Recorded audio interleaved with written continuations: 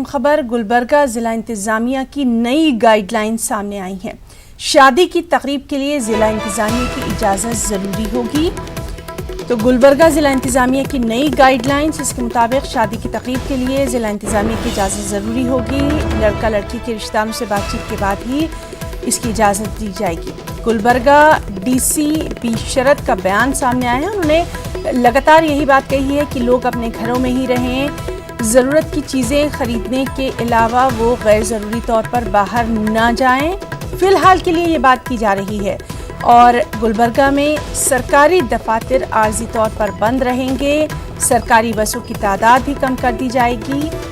बिला ज़रूरत गुलबर्गा न आने का लोगों को मशवरा दिया जा रहा है। तो जाहिर सी बात है, यहाँ पर कोरोना वायरस की हिंदुस्तान की पहली मौत के बाद गुलबर्गा में अब सख्त अलर्ट देखा जा रहा है। और जो डीसी हैं बी शरद, उन्होंने ख़ास तौर से लोगों से अपील की है कि गैर ज़रूरी तौर पर अपने घरों से बाहर ना निकलें। अशियाए ज़रूरिया की ख़रीदारी के अलावा बाहर ना निकलें। और चलिए एक बार फिर से रुख करेंगे गुलबर्गा में मौजूद हमारे साथी जवाद मीर का। जवाद मीर, लगातार हम देख रहे हैं कि एक मौत होने के बाद अब इंतज़ामिया जो है वो हरकत में नज़र आ रहा है और ख़ुद ये लोगों की भलाई के लिए है, उनकी जान के लिए ही तमाम तर एहतियाती तदाबीर उठाई जा रही हैं।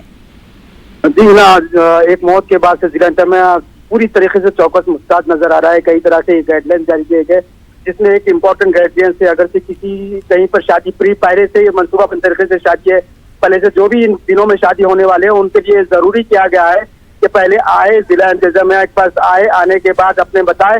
उसमें जिला इंतजामिया गाइडलाइन जारी करेगा, सिर्फ लड़का और लड़की वालों की जानिब से कुछ मुंतखबा अफराद को ही शायद शादी में शिरकत करने की इजाजत दी जाएगी। इसके अलावा जो दूसरे तकरीबात वगैरह है उनको मुलतवी करने की इजाजत दी गई है।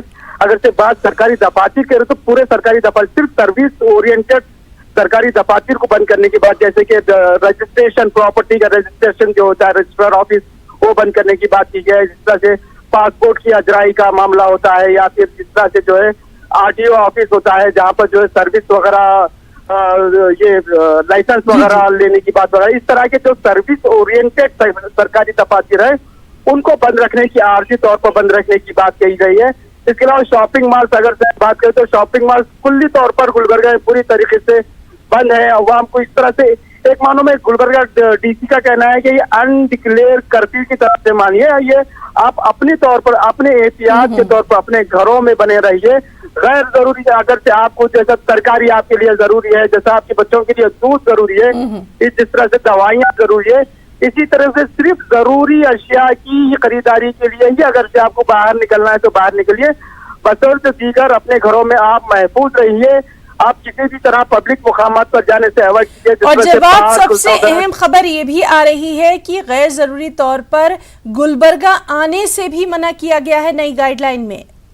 बिल्कुल बिल्कुल, जिस तरह से गुलबर्गा में हालात है उस तरह उसको एहतियाती तौर पर यहाँ पर अगर से देखा जाए तो गुलबर्गा में शरण बसवेश्वर का एक यात्रा चल रहा है, जो लिंगायत तबके का सबसे बड़ा एक मानो में कहा जा सकता है, जिसमें लाखों लोग शिरकत करते हैं।